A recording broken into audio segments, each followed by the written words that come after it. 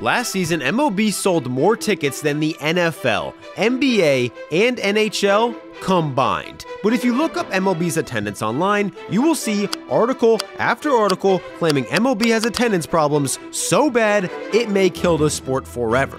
But if MLB's attendance is so terrible, how come they're able to outsell pretty much every other sport on earth? Is it because they do $1 hot dog promotions, even though they know fans are just going to end up throwing them at each other and onto the field? Is it because they have thousands of in-stadium bars and sell 16 million ounces of alcohol a year, have pools in the stadium, have hotels in the stadium, let kids get free souvenirs, let adults get free souvenirs, and even let you buy a pizza that is also a bacon cheeseburger? For the past century plus, MLB teams have tried pretty much everything to get people to show up to games, creating a certain fan experience that allows MLB to do what other sports can't.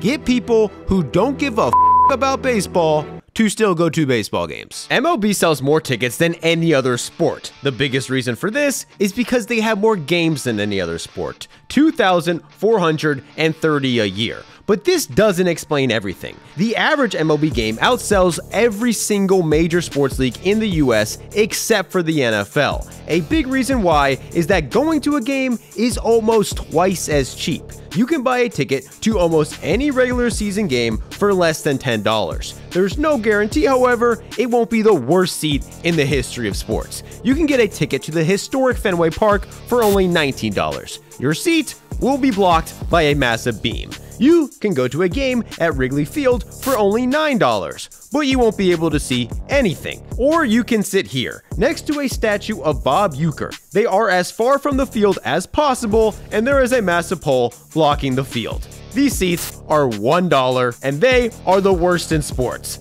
But they're also sold out every single game, because at Miller Park and almost every other stadium, fans are free to buy a seat, then sit in another unoccupied seat in their section, or one of the many standing room only sections. If you're in Tampa, you don't have to sit in your seat. You can just pet the stingrays. In Kansas City, you can go to the movie theater inside the stadium. In St. Louis, you can go to the Build-A-Bear shop. In Arizona, you can watch in a pool. You can see how fast you pitch, how good you can hit, ride a zip line, or just drink at one of the many free admission bars at the stadium while still watching the game. The sheer amount of things you can do at an MLB game other than watch an MLB game has allowed MLB to consistently sell tickets to non-MLB fans. But how long will that last? MLB's average attendance has decreased every season for the past 9. 2022 saw the biggest drop in attendance since 2009. But should MLB actually be worried about this? In the 1960s, MLB saw a very similar trend, which led to games like this.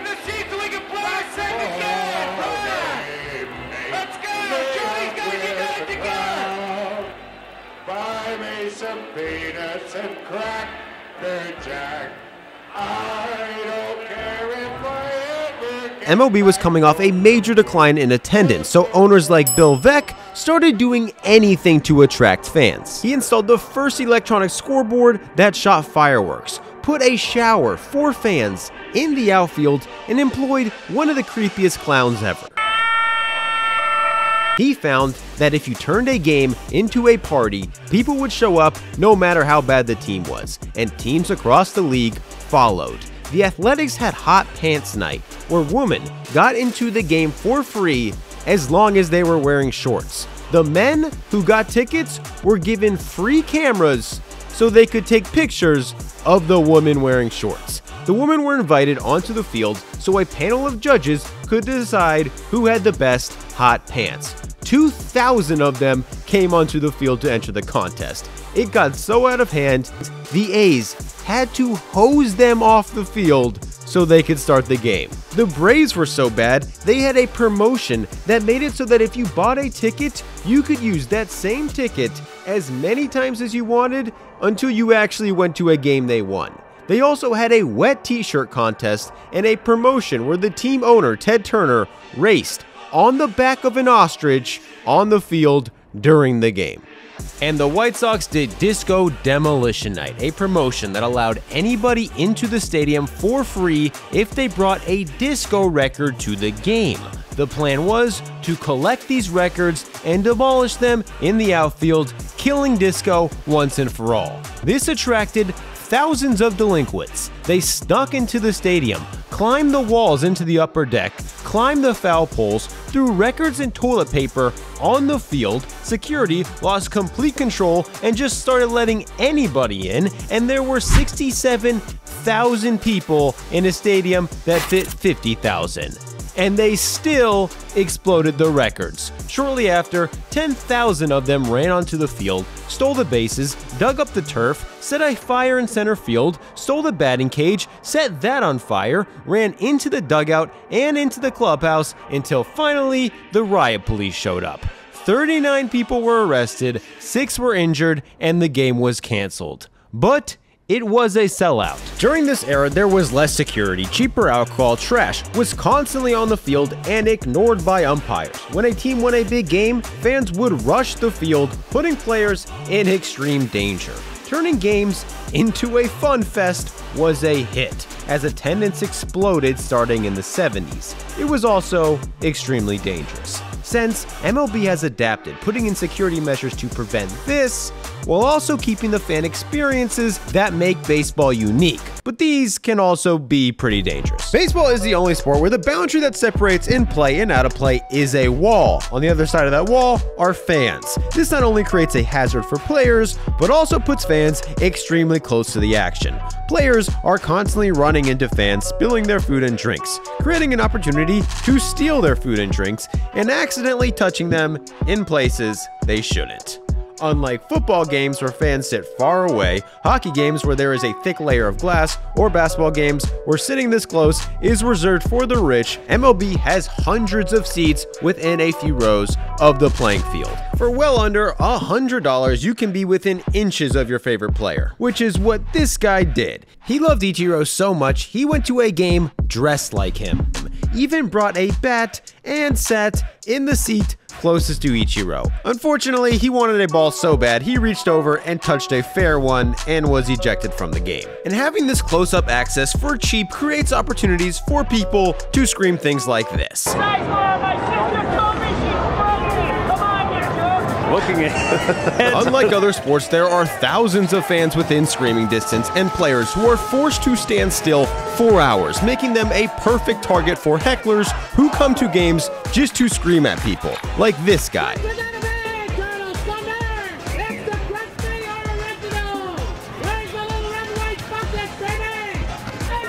He was so loud, he was heard on TV every single night. The Rays loved it. They gave him free tickets, engraved his name into his seat, and even put him in the team's commercials. There are hecklers at every game, and it's been accepted and promoted by baseball as a unique part of going to a game. But that doesn't mean players don't fight back, like Jock Peterson. They were so relentless, Peterson had to call time to stare at them. Jock Peterson steps out. He's getting an earful. He hit a bomb, stared them down, then told them this.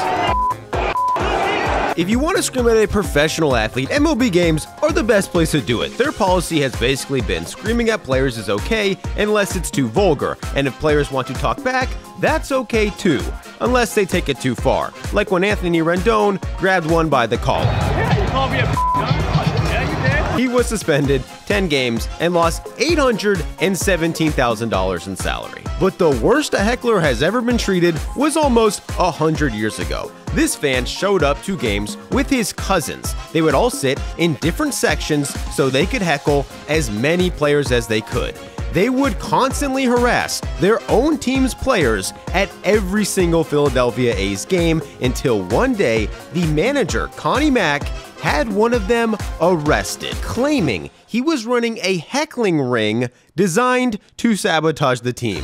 These hecklers tormented one guy so badly, despite being one of the team's best players, he could no longer play home games because that's how bad the taunts were getting to him. They had to trade him because of this, and the manager used it as evidence in court to keep the heckler in jail. The judge, a lifetime fan of the team, agreed and kept the man behind bars, setting a $500 bail. The opportunity to scream at players may help MLB a little, but sitting fans this close makes MLB millions of dollars for a completely different reason. Sports memorabilia is a $5.4 billion industry, and baseball makes up an insane 26% of it. A big reason for this is that memorabilia is constantly being given away. Since MLB players are so close to the fans, fans are allowed in the stadium during batting practices, and the sheer amount of game-used equipment used during a 162-game season. Players are constantly giving away bats, batting gloves, baseballs, and signing autographs 4 hours before games. This attracts a lot of mean adults who want these autographs too bad, but mostly younger fans, because getting autographs and game-used equipment for free at an MLB game is easier than any other sport by far. NFL prohibits fans from keeping balls that go into the stands, and even made it illegal for players to give fans game balls. Every time they do, they get a $6,000 fine.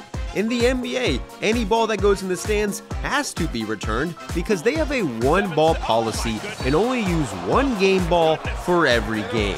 MLB uses up to 120 balls in a single game. Including batting practice, there is likely 100 balls that end up with a fan.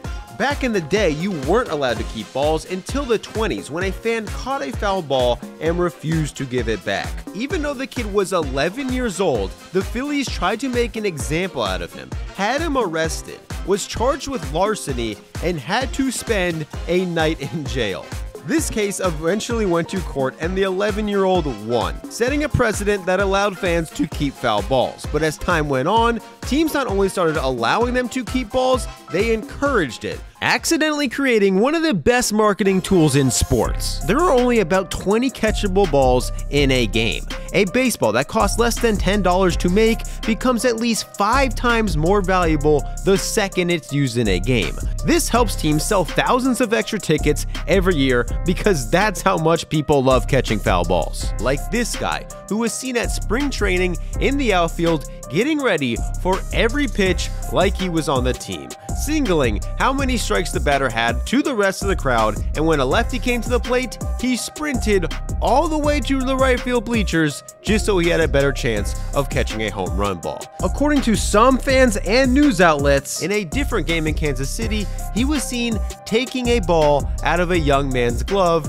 after he caught the home run next to him. This video went viral, and the Royals eventually made it right by giving the kid free autographed baseballs and every bobblehead they had given out that season. And this happens all the time. The cardinal sin of going to a game is getting a ball as an adult right next to a kid and not giving the kid the ball. When this happens, you are bound to go viral and be roasted by the entire world, like these fans, who not only got a ball, made a kid cry by not giving it to them, but took a picture with the ball right in front of the kid's face. Unfortunately, these videos are often taken out of context, and the people who the entire internet call losers are actually not that bad. Like these people who, according to the kid's family, never saw the kid, was extremely nice, and the kid got a ton of free stuff because of them. But the many other examples of people stealing balls from each other just shows how bad people want these foul balls. People are constantly spilling food, spilling beer on their kids,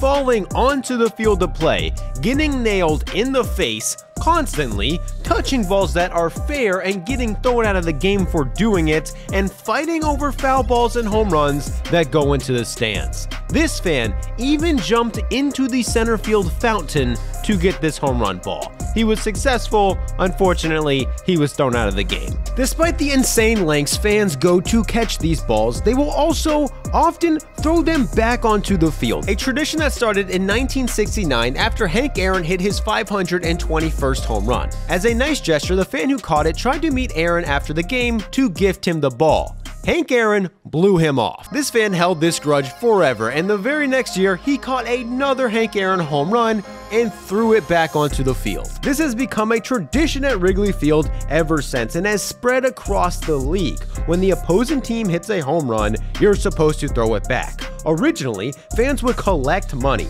The Cubs players in the bullpen would sign baseballs and use it to bribe fans to throw these balls back onto the field. Sometimes this results in people throwing the balls back onto the field an inning later, like this Yankees fan who did it and accidentally hit his own player in the back of the head. A fan in Fenway threw one so far, it hit the guy who hit the home run while he was running the bases. In certain parks, if you don't throw it back, the entire section will scream at you until you do. It doesn't matter if you're a toddler, you're guilted to get rid of the ball. Like this kid, whose dad made him do it. He did it and immediately regretted it. Or this guy who was peer pressured so hard, he threw the ball back even though every bone in his body wanted to keep the ball. At least he got $100 for doing it. But no instance was worse than this one in Philadelphia, after Luis Arraez hit a home run to complete a cycle. The first ever cycle in Marlins history. This makes the ball valuable, so the fan wanted to keep it, but the entire crowd started screaming at him to give the ball to a kid. He didn't want to, but after the kid grabbed at it long enough, he couldn't resist. The fans then made the kid throw the ball back onto the field. A historic ball like this normally results in a team official approaching the fan and giving them free autographs, tickets, a chance to meet the player in exchange for the ball.